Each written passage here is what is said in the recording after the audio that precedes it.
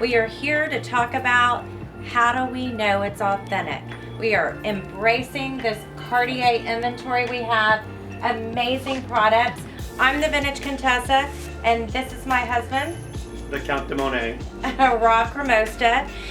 And the first thing that people ask us when they come into our store is, how do I know it's authentic? Even if we see them at a show or our store. And we want to tell you about that today.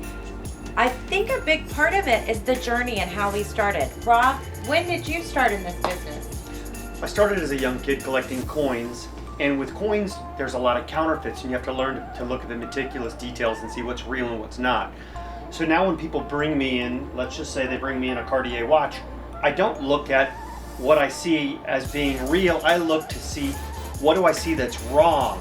And I start out from a not for lack of a better word, is a negative attitude, but I'm always looking to see that something's wrong first and then prove to me that it's right. I'll check that the crown is correct, the diamonds are set correctly, that the dial is printed correctly, that it is actually gold when it's marked gold, because lots of the counterfeit watches are marked gold and they're just plated, and you can tell by the weight and the quality of how it's put together. Also, I read the customer. Most of our customers we do business with are returning customers, some for more than a decade.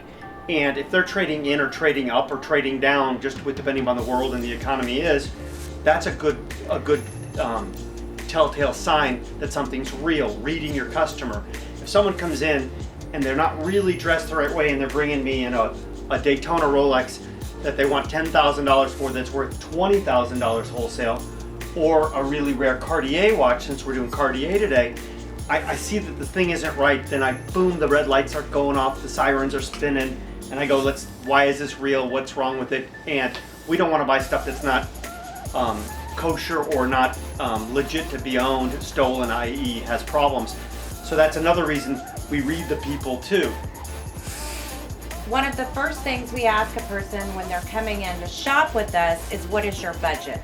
And it gives us an idea. Sometimes you might start with a certain budget and then grow from there. But we have Cartier pieces that literally start at less than $1,000. One of the most popular things that we sell is the Love ring, and of course the Love bracelet. We have hundreds of Love bracelets.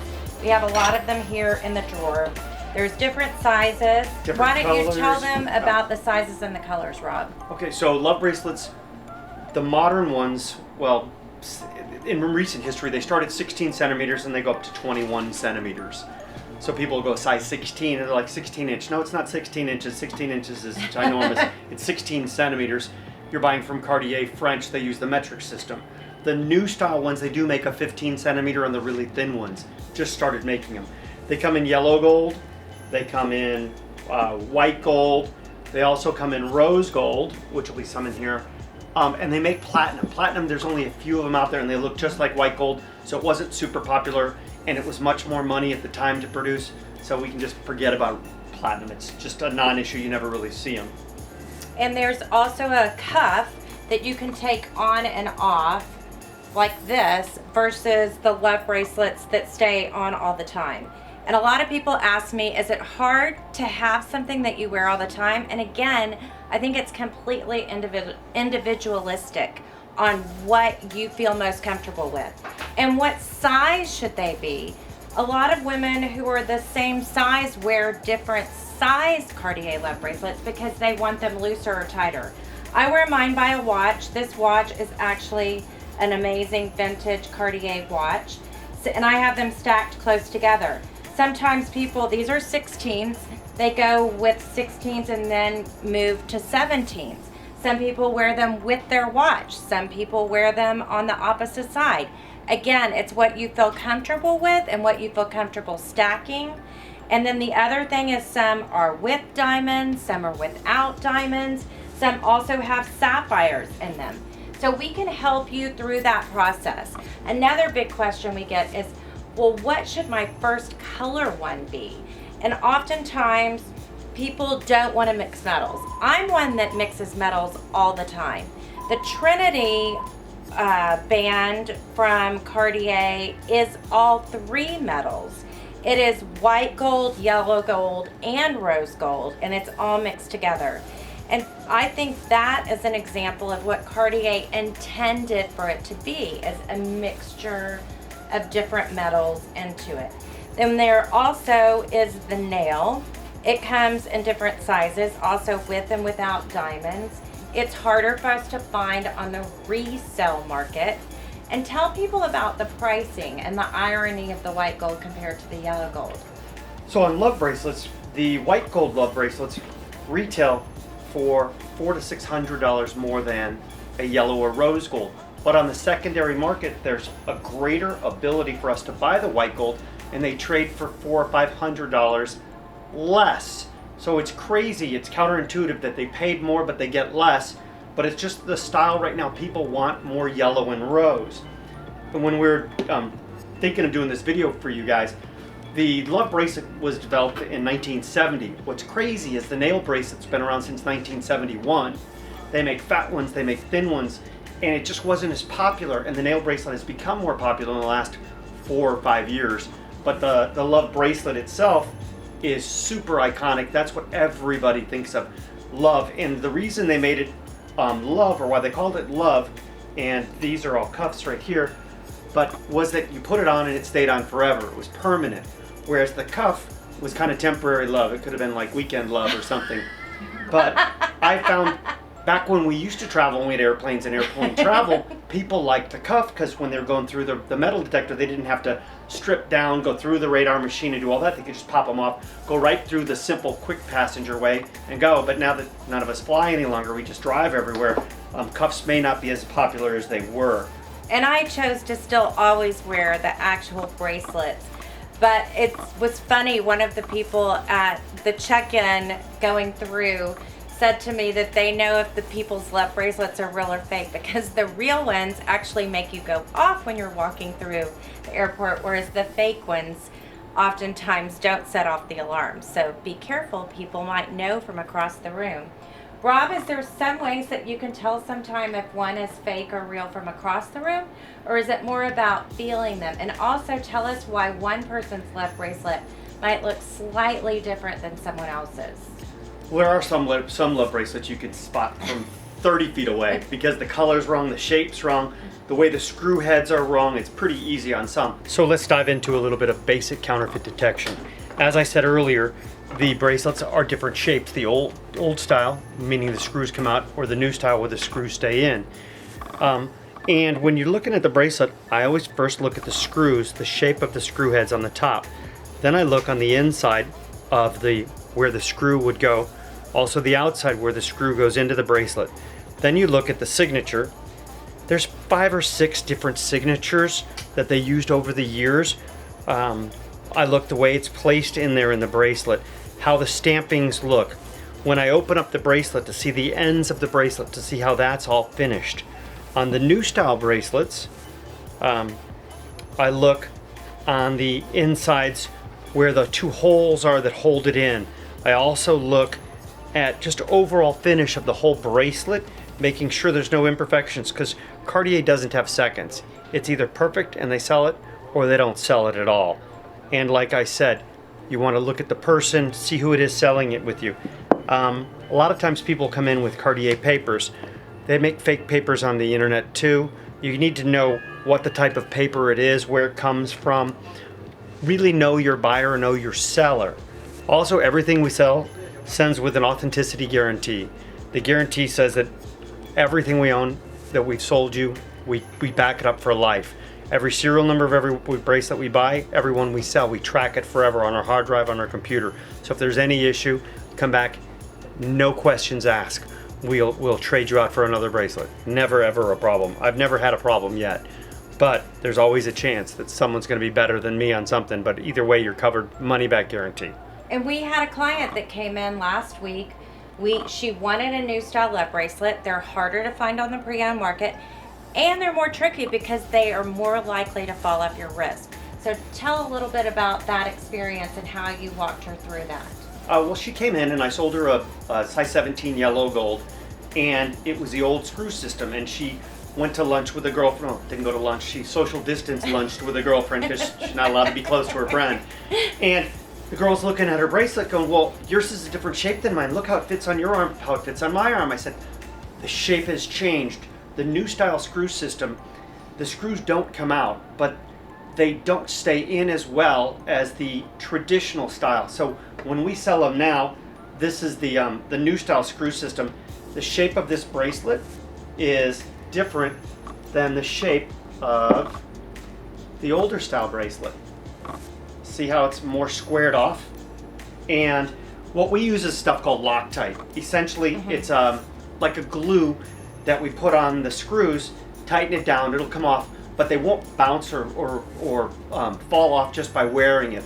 I have a horror story. One of my good buddies who Christmas Eve calls me up and says, I want a size 17, Rob. I need a full diamond. I said, if you'd have called me 4 days ago, I'd have had it for you. I don't have it Christmas Eve. He goes into Cartier, pays $17,000 in change, buys it, calls me the day after Christmas. My wife's bracelet fell off. I can't find it. It's gone. I said, I didn't say I told you so. I'm sorry you went to Cartier and didn't come to me. And you didn't put Loctite on it. Shame on Cartier for not doing that. But Cartier knows there's a problem with that. That's why they're putting Loctite on it. But Cartier owned up. They were wonderful. They went in. They sold him a second one for half price. It still cost him another $9,000. So now his bracelet he has is $26,000 or $27,000 with change. But he learned tax, not change. He learned the hard way about using Loctite and making sure that the screws are on and done correctly. And the heritage of Cartier goes back so far. We have a lot of people come in and they want to buy something for a big birthday. I have to admit, our 13-year-old daughter has a love ring. She begged for one, but it was something she was obsessed with. My first Cartier Love bracelet was from Rob when we were dating and I was 37 years old. We see people with all types of budget. No judgment here. Look at me personally. So we have things, we see a lot of young women wanting, young girls that would love to have the rings. We see men wearing love bracelets and wearing the different styles that we have. Well, there's speaking of men that wear love bracelets, Richard Rollins, who has Gas Monkey Garage, famous TV guy for cars and all that. He wears 5 or 6 love bracelets, and he's as mechanic-y, macho a kind of guy as could be. I wear a love ring because my original wedding ring I lost with a tiff with my wife in Hawaii, which was supposed to be a vacation, but that's a whole other story. But I bought myself a pre-owned love ring, and that's what I wear now. And in different seasons, I'll wear a yellow gold or I'll wear a white gold. But I had no problem. It's pre-owned. I'm good with it. Plus, it was a lot better deal. And the watches are so iconic. Jacqueline Kennedy Onassis wore a Cartier watch. Why don't we talk a little bit more about the watches? Okay. Let's see, are these... Here's some great ladies' watches right in here. So, Cartier Panther is this watch here. This was super popular in the late 70s through the early 2000s. Then Cartier stopped producing them, then started making them again last year. Killer watch, super comfortable. This is 24 millimeters. They come in white gold, steel and gold, and what percentage off of retail are those? These here retail now for over $4,000, but we sell pre-owned ones for under $2,000. Actually, some even under $1,500. Then you have the Tank Francais. This is Tank Francais. Great watch. And that's the one that Jackie Kennedy wore? These Similar. Similar. She wore a Tank watch. A little different. This watch here, these run from $1,500 on up. Obviously, an all gold one is going to be more like $7,000, but these retailed for over $20,000 at the time. Also, we have steel and gold. So, and again, it goes back to Cartier really embraced this multitude of different golds together in the way it layers, and you see it in their watches, you see it in their jewelry. Why don't you show us, is it a Roadster that we have here? Here's a Roadster we have. This is a Roadster. Roadsters come on a steel bracelet or on this Kevlar band. And what's great about the Roadster, it has a quick release, if I can do this. No, there's tape on the back of it. But the bands are interchangeable. It's a super cool option. Also, this is called a Santos 100 when they started making bigger watches. But this is with the blacked out or PVD look. These come in all steel. They come in steel and gold, yellow gold and rose gold. Beautiful, big, heavy watch for a man, but a woman can pull this off also. Is there any Cartier watch right now that's waitlisted or hard to get? Cartier isn't as waitlisted as iconic as some like Rolex or Patek Philippe. They're not known as a super sporty collectible watch. The collectible watches are the early versions of the tanks. They made these in gold, they made them in platinum, they made really long elongues, and some of these early Cartiers of the early tanks can bring well into six figures. Tell us about the cool. most recent sale of, is it called the Tutti Frutti? Cartier sold a bracelet, the highest price ever sold of anything on the internet, 2 weeks ago in a Sotheby's auction. They sold a Tutti Frutti bracelet. I have a picture of what it looks like. Everybody knows what the bracelet is, and it's iconic. It's super cool. But that's called Tutti Frutti. And it brought over $1 million on the internet. They couldn't live auction. The people knew of the piece. They made only maybe a dozen of them. The provenance was known on the piece from way back when it started. But crazy that the internet now we're able to sell stuff for over $1 million, and they weren't even in the auction trying to buy it themselves. And we do so much of our business now virtually. One of the things that people used to always ask me when I saw them is, where have you been and where are you going next? So tell everybody how we're managing this new post-COVID or living with COVID lifestyle. Yeah, I was a road warrior. I'd spend at least 200,000 miles on planes every year besides airplane, driving around our country also. But I used to travel to Asia, South America, Europe, everywhere. Now, since we can't travel, we can't go anywhere without our masks. Sorry, I don't have a Cartier one today, just Tiffany. But it's made it great that we have FaceTime, that we have all these social medias where I can contact with my clients all over the world, and FedEx is still running, and UPS and other shipping agents, which has really helped. So I was looking for certain love bracelets for some friends for Mother's Day this weekend, and I didn't have the right sizes. I contacted a great client of mine in Asia. He said, yes, Rob, I have it. And I negotiated with it, and FedEx is coming today. We'll have them in. I'll be able to give the people the pieces they needed for Mother's Day. Also, my clients out of Brazil, France is a little tricky right now. They're a little bit more locked down than other parts of the world. But with the invention of the internet and FedEx and everything, I can do 90% of what I really needed to do virtually versus actually being there in person. So we want you to know that we're here for you. We can help you find the most exotic, interesting, hard to find items, but we can also help you find the basics. And if we don't have it at this moment, we should be able to get it in the future. And we want to help you look chic and help you look smart also with your purchases. Your money today means more than it ever has. With this fluctuating world economy and everything happening, you need to know that what you buy has value and that it's going to last. And we have pieces that you can wear 20 years from now and still be stylish. And if something happens in your life that you also want to trade in, trade up, or just come in and merely get a check from us, we are here to do that. And we want you to know that we are your trusted source, your friend in the business, and when you come in and meet with us, you're going to have a little fun too. So thank you so much for tuning in. Please subscribe to follow our YouTube channel. Look at our Instagram and Facebook. We're doing Facebook Lives at 1 o'clock on Mondays, and we can't wait to connect with you either virtually or in our store in Houston, Texas, and we can't wait to hear from you. Thanks a lot. See y'all soon.